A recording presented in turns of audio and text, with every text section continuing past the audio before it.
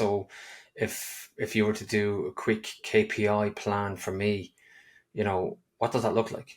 Well, you starting at the top, it's great. I'm actually doing that with a couple of people right now. You John Ratliff, who got me into the scaling up coach, he was best friends with one of my business partners on a different in an aviation company I had.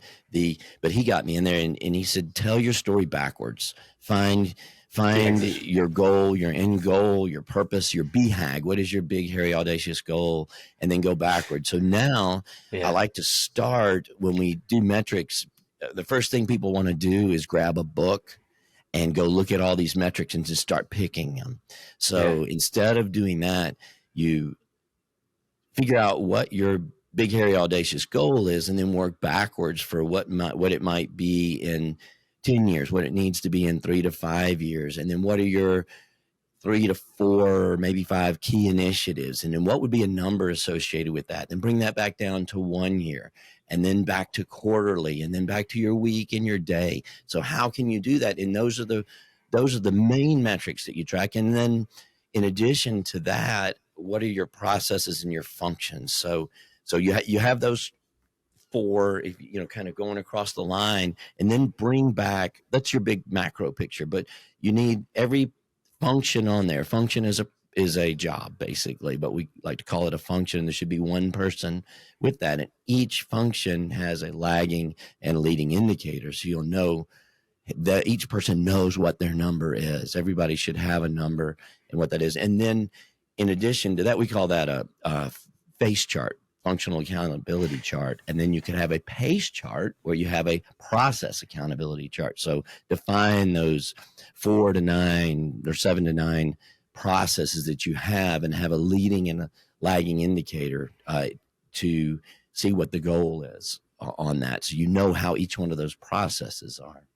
So that interests me because you're probably reinforcing what people should be doing anyway. Within that KPI, would that be fair to say? Like, I don't want to put words in your mouth, but like when you talk about leading and lagging indicators for an individual, give me an example of a lagging indicator for an individual. Well, lagging indicators usually always something on your financials, okay. Your profit, your loss, your expense. What's that dollar number, or what's the balance sheet number? What is it? Is it the amount? Depends on what your job is. It's, the CEO, what's the net profit? Maybe the sales manager, what is your sales volume, or maybe what is your gross margin? If it's the operations guy, the lagging number might be could be your gross margin. How are you on the not the very bottom line, but the gross margin that you want or to the quality make. Or the quality. Yeah, exactly. The quality. Yeah. No, that's brilliant. And then bring back but you don't know that until after the financials are there. So what can you do about it? You just do better next time. So you need something that you have to think about. What is it in your job that you can say this would happen much earlier, like we were talking about in the volume sales, and ours back then was the traffic coming through the houses that would predict our sales. Brilliant. But, and then we would dial our advertising budget up or down when we wanted to hit those sales numbers.